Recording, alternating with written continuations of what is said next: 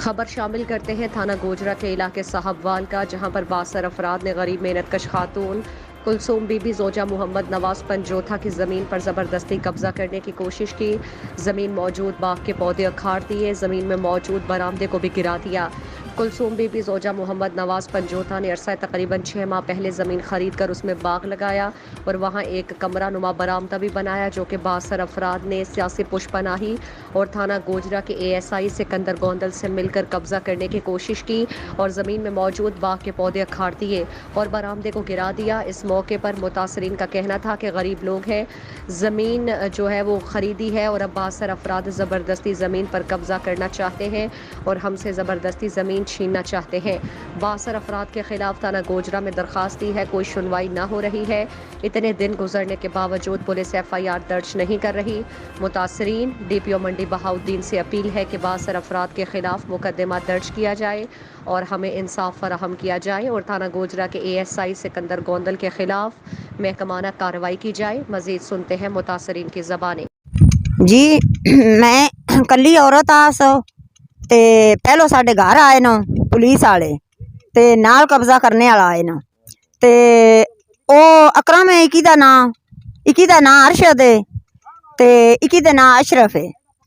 ये त्रै भरा नाल आन ते बाकी दूजे नाल आड़ी गवांढी ले आना ते उथों मैं मतलब अपनी जमीन बेच आ गई हाँ। मुजरम फदन आए ना, मुजरम फदने न जमीन बेच आई हाँ। पुलिस भी नाल ही आ गई है। मैं हथी पाउंदी रह गई हाँ। डारा जड़ा उन्हें असा एक बरांडा जहा बनाया, वो भी उन्हें ढा छड़िया है ते बाग लाया, वो भी उन्हें पट छड़िया है ते बाकी आई सिकंदर गोंदल इधड़े वाला ते मौके उत्ते खलो के वो सारा काम कराया। मैंने धमकियां देंदा रहा है कि कब्जा जड़ा है वो असा वापस करना है, तुसा जबरदस्ती कब्जा कीते है। जमीन साडे ना है, 6 कनाल 3 मरले असा मतलब फर्ज भी साडे कोल है। उस तो बाद ज़फ़र इकबाल जी बोलदा भोजोवाल तो ये साड़ी बशीरा जमीन ली है मुल दी 6 कनाल 3 मरले। अज तो 3 महीने की जी गल है। उन्होंने फसल बाग ये अपना थाना गोजरा मतलब नाल आके उन्हें दूजे घरे नूं आख्या कि मतलब तुसीं इहदी तबाही कर दो। मौका उत्ते पुलिस खड़ी रही है। उस तो बाद जी असी 1 कॉल की है, दूसरी पुलिस आई है।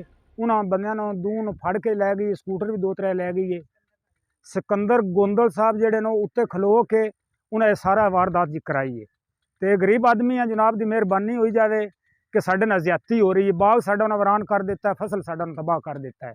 तो पुलिस आग छड़िया की है कि जमीन उन्हां बनती है। मैं उन्हां किवें बनती है? जमीन के पैसे दिते न सन, खुद साई आप कब्जा कराया है। बाग साडा लगो है, बाजरा साडा बेच, वो सारी ढारा कोठा तबाही उन्हें करा दी। थणदार कोल खलो के 1 कॉल की जनाब की मेहरबानी नाल ते वो पुलिस आई है। उन्हें बंदे फड़े न गोजरे लै गए। गोजरे दरखास्त लिखाई साडा परचा दो। जनाब की मेहरबानी नाल परचा उन्हें नहीं दिता, साडा परचा होया गया।